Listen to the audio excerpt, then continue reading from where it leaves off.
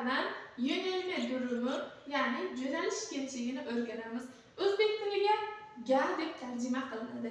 Endi turk tilida qanday yasalishini o'rganamiz. Biz bilamizki, qalin va ince unlilar mavjud. Shulardan so'zimizni oxiri qalin unlilardan biriga tugagan bo'lsa, a qo'shimchasi a. Agar so'zimizni oxirgi unlisi ince unlilardan biriga tugagan bo'lsa, e unlisi qo'shilib, ya'ni yo'nalish kelishligini, yo'nalma durumini hosil qiladi. Ba'zi vaziyatlarda, ya'ni unlini o'zi bilan tugagan bo'lsa, bitta y harfi ortadi. Bular esa undosh bilan tugasa va oxirgi unlisi qalin bo'lsa, a qo'shiladi, ince bo'lsa, e qo'shiladi. Agar so'zimiz unlini o'zi bilan tugagan bo'lsa, bitta y harfi ortadi. Endi misol bilan ko'rishimiz mumkin. O'qul bu yerda undosh bilan tugayapti, demak, bunga qaraymizda, u ekan. Demak, qalin unli, bunga a qo'shimchasi qo'shiladi. O'qular, ya'ni maktabga. Keyingisi el so'ziga qaraydigan bo'lsak, bu ham undoshni o'zi bilan tugagan. Unlisiga qaraymiz. Bitta unlisi bor ekan, ya'ni ince unli bo'lganligi uchun qo'shimchasi qo'shildi va yo'nalma durumini hosil qildi.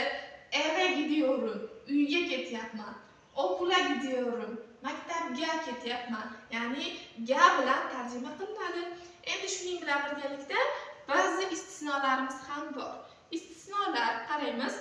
Ben, ya'ni menga qo'shilsa, beni emas, bana bo'ladi. Buni barchalaringiz bilasizlar. Endi grammatik jihatdan ko'rib chiqyapmiz. Ya'ni fonetik hodisa bo'lyapti bu yerda. E'lar a ga o'zgaradi. Bana, sana, bu ham xuddi shunday qoidada. Endi o ga qo'shiladigan bo'lsa, bitta n harfi ortyapti, ya'ni plus bo'lyapti. Bitta n harfi ortdi.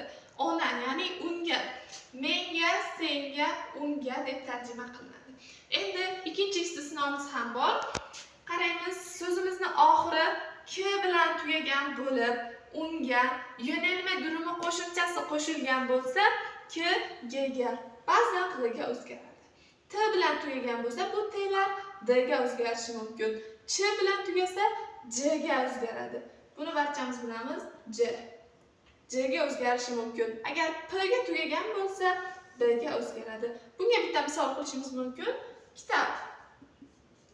Kitob p bilan tugagan, demak bunda fonetik hodisa bo'ladi, ya'ni bunga yo'nalma durumi qo'shimchasi qo'shganimizda a ga qaraymiz, demak bunga a qo'shilar ekan. Kitaba emas, kitaba. Kitobga bo'ladi shunda. Kitaba. Kitaba bakıyorum. Kitobga qarayapman deb tarjima qilishimiz mumkin.